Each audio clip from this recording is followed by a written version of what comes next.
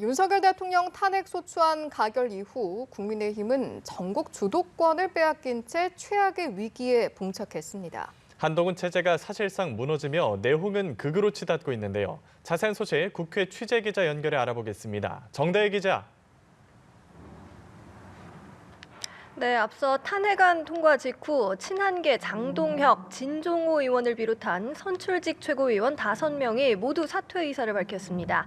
당원에 따라 기존 최고위는 붕괴되고 비대위 체제로 전환이 되는 건데요. 한 대표는 오늘 일정을 잡지 않고 말을 아끼고 있고요. 권성동 원내대표는 조금 전부터 원내 지도부 비공개 회의를 소집해 당 수습책 모색에 나섰습니다.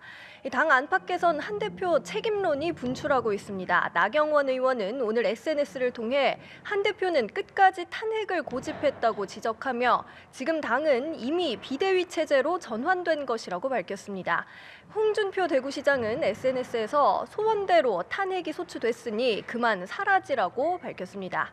앞서 한동훈 대표는 최고위원 총사퇴 직전 직무를 수행하겠다며 물러나지 않겠다는 뜻을 밝혔는데요.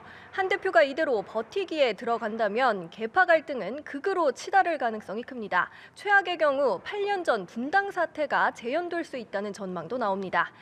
친한계에서도 할 수 있는 건 다 했다며 한 대표 사퇴에 무게를 싣는 의견과 한 대표가 무슨 잘못이 있냐, 최고위 사퇴에도 대표는 존재한다는 의견이 갈리고 있습니다. 한 대표가 언제쯤 거취 관련 입장을 밝힐지 관심이 집중되고 있습니다. 네, 민주당 이재명 대표는 앞서 기자회견을 열었죠. 어떤 메시지를 내놨습니까? 네, 이재명 대표는 오전 회견에서 대한민국 정상화가 시급하다며 국회와 정부가 함께하는 국정안정협의체를 구성하자고 제안했습니다. 경제, 외교안보 문제를 나열하면서 국정안정과 국제 신뢰 회복을 위해 초당적인 협력을 아끼지 않을 것이라고 밝혔습니다.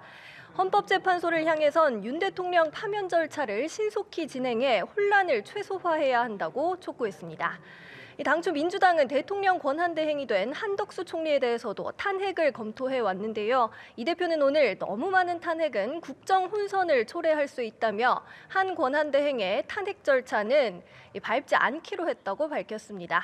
어제 한 권한대행과 통화해 중립적인 국정 운영을 당부드렸다고도 전했습니다. 이 대표는 또 추경을 신속히 논의해야 한다고 주장하면서 이 추경이 필요한 사례로 지역화폐 예산 등을 들었습니다. 또 탄핵 정국을 주도하면서 국정 안정에 방점을 찍은 모양새인데 사실상 대권주자 행보에 나선 게 아니냐는 해석을 낳고 있습니다. 당도 이 대표를 중심으로 조기 대선 준비에 본격 돌입할 걸로 보입니다. 동시에 정부 여당을 내란 세력으로 공격하며 대여 공세도 이어갈 전망입니다. 당은 내란 상설 특검과 일반 특검을 동시에 추진하고 있고요.